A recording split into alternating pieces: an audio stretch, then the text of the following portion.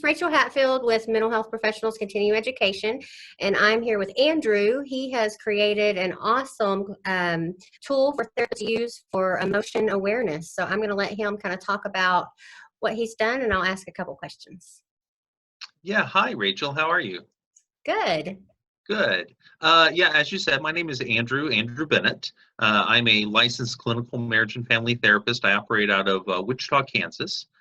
And as you said, I was working about 10 years ago. I was working with a kiddo who basically could name every Pokemon in the world, could not, however, name a single emotion. And so I just started wondering, why isn't there a game that kind of looks and feels like the Pokemon game, but deals with emotions? And I couldn't find one, so I started kind of brainstorming a little bit, and that's how I came up with the card game that I call Emoto. And basically, the card game has 6 different emotion categories to it.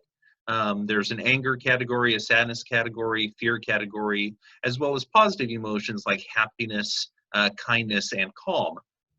Now, within those categories, I also have developed 14 different emotion words. For example, in the fear category, you could have panicked.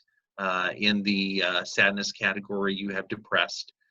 So as the kids are playing the card game, they are kind of seeing the different emotions, seeing the different emotion words, but also kind of buying in because all of the artwork looks and feels just like they are playing a similar game to like the Pokemon style. That's awesome. I actually have the set that I got, and it looks like this. And I will post the links to his website for where you can actually find more information about these cards on the links below. So if you'll check those out. Found is the most beneficial age range for working with these kiddos using these cards. So the way the card game is designed, 3rd and 4th grade up seems to work really well. However, on the website itself, I've also addressed how you can use the cards in like a Go Fish manner or a memory matching game manner. So it's absolutely able to be adaptable to some of our younger clients as well. I've had kiddos just kind of take and look through the pictures. If we're dealing, let's just say, like currently in our current situation right now, fear is a big emotion that's going on right now. Yes, So we take the fear category out and we just kind of lay all of the different 14 emotion categories for fear out, and we talk about low fear all the way up to high fear and kind of gauge where they're at. But for the card game itself, there's a base deck where it's more of a battle back and forth, and that 3rd to 4th grade up. There's an expansion deck as well that changes it from kind of that battle to more of a cooperative play. And so you can play with 1st and 2nd graders, kind of can get in on that as well, because it doesn't involve kind of the strategy that goes into the base deck.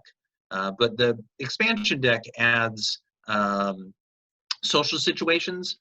So we're reading a social situation as a group, and we're looking at our hand to see if we have an emotion in our hand that would be a natural response for that social situation.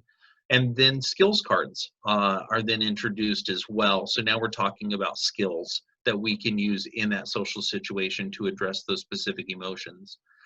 So that kind of expands the game a little bit, and you can use that option of the game for like 1st and 2nd graders as well. But like I said, there are options to use the game in other ways, like tic-tac-toe, for example, and those are kind of explained on the website as well.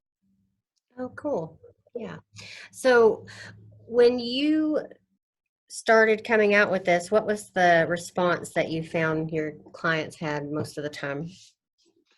For the most part, I have a lot of kiddos who want to bring in their Pokemon cards, who want to bring in Magic cards, who want to bring in Yu-Gi-Oh cards and talk about those. So to have an option that excites them, well, let me backtrack a little bit too, because I've tried to use other kind of emotion games. And what I found is when the kiddos hit that third, fourth, fifth grade, they found the information basically to be babyish. That is the word that they would explain it to be.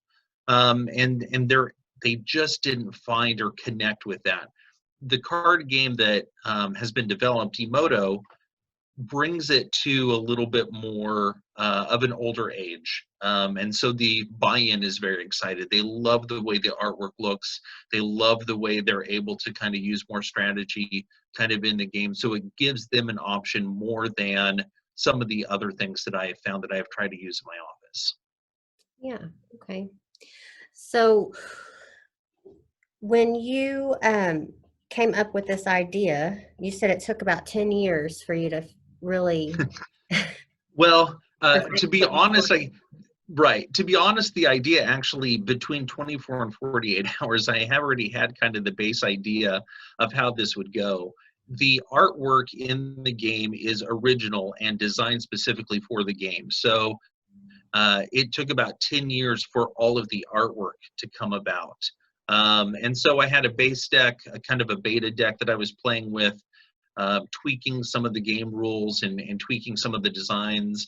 Kind of took that little bit. But yeah, it took about 10 years to actually get all the artwork done is kind of what the process was. But in that time, I was able to kind of fine tune some things. I added the expansion during that time and the cooperative play part of it as well. So Okay. there are several beta decks floating around that are not fully completed that I've been practicing on throughout this time before the finished product was done. Yeah. Okay. Well, when you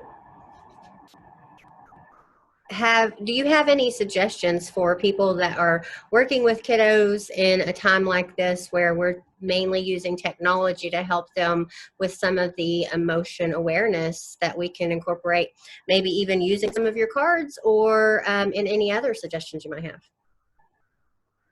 Yeah, this is kind of an interesting time.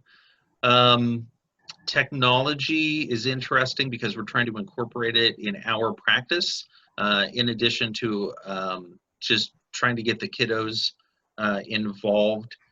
The card game itself is designed to have that one-on-one component to it, so it's designed to have that play back and forth. So if a family happens to have the card game at home, it could be something that they can use together.